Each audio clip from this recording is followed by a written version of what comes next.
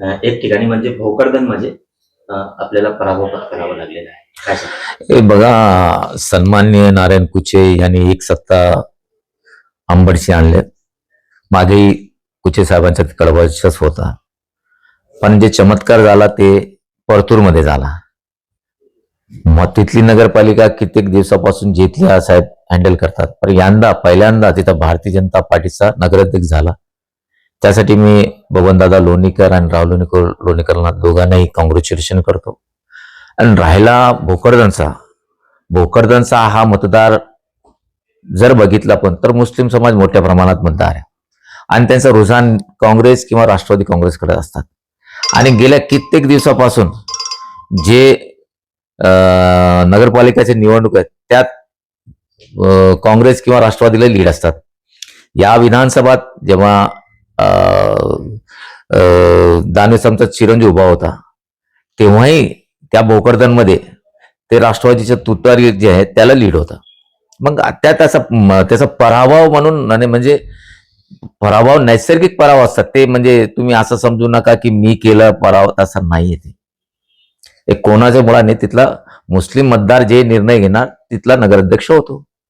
पण तिथेही आम्ही सेकंड नंबरवर आहे आणि मागच्या वेळी जे आमचे नगरसेवक कमी होते यावेळी वाढून आले आणि काँग्रेस तिसरा नंबरवर गेली ना.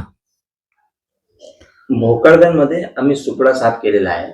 सिल्लोडच्या विजयानंतर अब्दुल सत्तार असा मानलेला आहे. अगोदर सत्तार सीटला मी कॉंग्रॅच्युलेशन करतो. चांगल्या मताने त्यांचा मुलगा आणि त्यांची नगरपालिका आली. राहिला सत्तार सीटचे म्हटले त्यात काही तथ्य नाही, कारण भोकरदनची जे हे आहे आपला मतदार ते तर मुस्लिम मतदार मोठ्या प्रमाणात आहे आणि मुस्लिम मतदारचा झुकाव तुतारी लावून तुतारी निवडून आली. फुलंब्री भोकरदन मधील लोकांनी सिल्लोड मध्ये प्रचार केला असं. हे बघा, प्रचाराला तर मी वसमतला पण गेलो, प्रचाराला मी कुठेही जातो. प्रत्येक जण आपल्या पार्टीचा निवडून यावं म्हणून कोणी कुठेही जातो, त्याचा असा अर्थ निघत नाही. स्वतःच्या गावाची खुर्ची वाचू न शकलेल्या सिल्लोडचा विचार करत असं ते म्हणतात. मी आता तुम्हाला तिसऱ्यांदा ते सांगतो पत्रकार महोदय, तिथं सामाजिक जे हे म्हणजे वोट ऑफ जे असतात वोटिंग करणारे बहुसंख्यक मुस्लिम समाज आहे आणि मुस्लिम समाज जे निर्णय घेईल तेच होता आणि मुस्लिम समाज या तुतारीकडे गेलं म्हणून तुतारी निवडून आले. सिल्लोड मध्ये तुम्ही आमच्या काही बिघडू शकत नाही, पण आम्ही भोकरदन मध्ये तुमच्या बिघडवले. भोकरदन फुलंब्री आम्ही बिघडून दाखवले. नाही तसं काय, असं म्हटलं.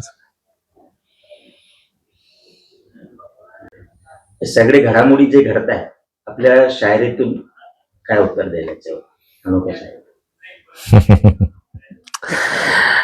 त्याला आता हे बघा, आम्ही सध्या दुविधा मनस्थित आहे, कारण युतीचा आता घटक झालो म्हणून आता एवढंच बोलतो, हमको मालूम है हकीकत जन्नत की, दिल बहलाने के गालिब तेरे ख्याल अच्छा है.